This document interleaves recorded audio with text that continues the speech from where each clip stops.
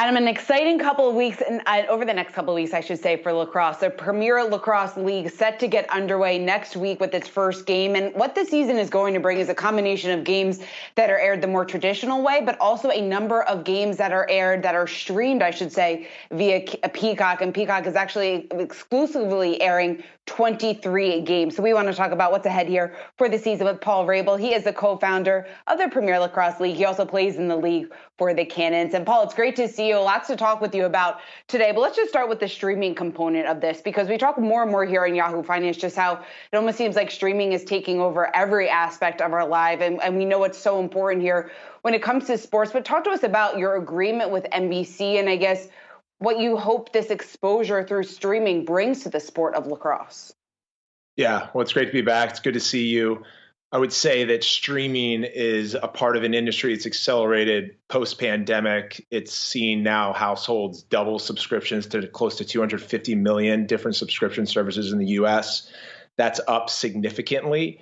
And what we think about with our network partner, whether it's NBCU or their competitors, is that there's this notion, and have been over the last decade, that cord cutting is threatening to content. The networks aren't in the business of selling television sets. They're in the business of distributing content, and streaming, what we found, is a new way to reach a younger consumer and even a more dynamic consumer. The benefit that you're seeing now for sports leagues is that most of the advertising market is tied to live sports, where you can count on a higher CPM, a younger demo, and for an advertiser, more likely that your consumer is seeing your ad. And that's what drives the traditional television market. It's what's going to continue to drive streaming, especially advertising video on demand services. When we talk about lacrosse, it's really big in the Northeast. Also been thought of as perhaps a sport of what used to be, the private schools, the boarding schools, although my brother played lacrosse in South Florida. What do you see as its growth potential across the country? Yeah, it's a great question. We started by talking about distribution and our partnership with NBC and now Peacock.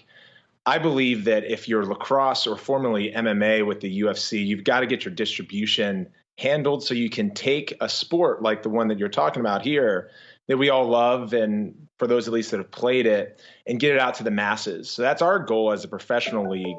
At a high level, lacrosse has 2.5 million participants in the US, 10 million fans. It's the national sport of the summer in Canada, and we are considered a participatory sport in the Olympics, up for voting on full membership as we're looking at LA 2028. So I believe from a partial standpoint that lacrosse is going to be the next MLS, the next UFC at the professional ranks.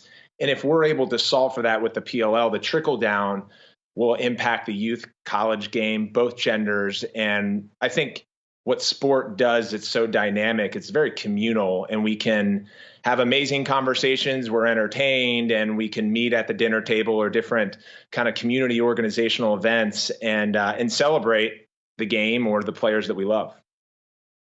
Paul, you're coming off a very successful bubble season that you held last year in Utah. What are the biggest lessons that you learned from that you're incorporating into this season? Because yes, we have made significant strides when it comes to COVID, but there's still a lot of uncertainty out there.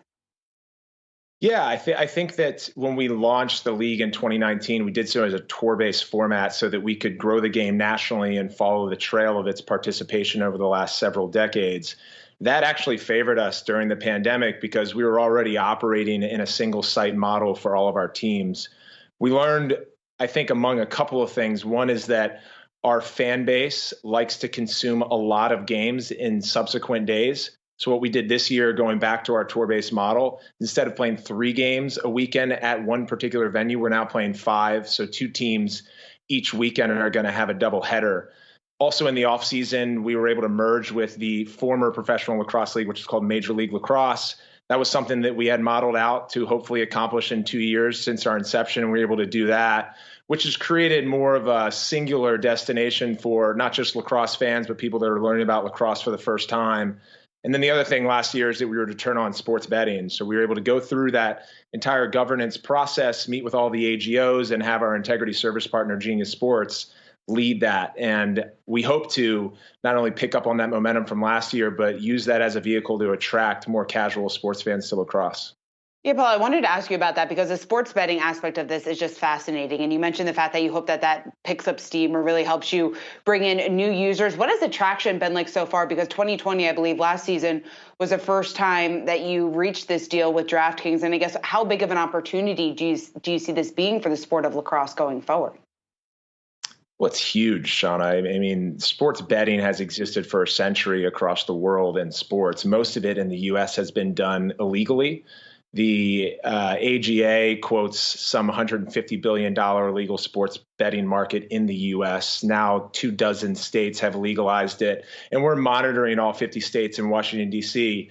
as they continue to legalize sports betting. But even tying into the value of the media rights side of the house for sports leagues is that streaming services are looking at total audience, total subscriptions, and then the next layer is tied to retention. So the engagement on their platform gives them pricing power. What sports betting does is if you're bringing people into the broadcast to watch live odds, which is the holy grail of sports betting, meaning the odds change as the game goes on, they're going to stay on the broadcast, which means they're going to watch the ads and everyone's winning. So there are a multitude of, I think, outcomes that are positive for pro sports when it comes to sports betting. It's just a difficult process to navigate. So that's where the Genius Sports and Sport Radar come into play from an integrity side. But it helps you from a total media rights standpoint. And it helps you as a big revenue generator for your league.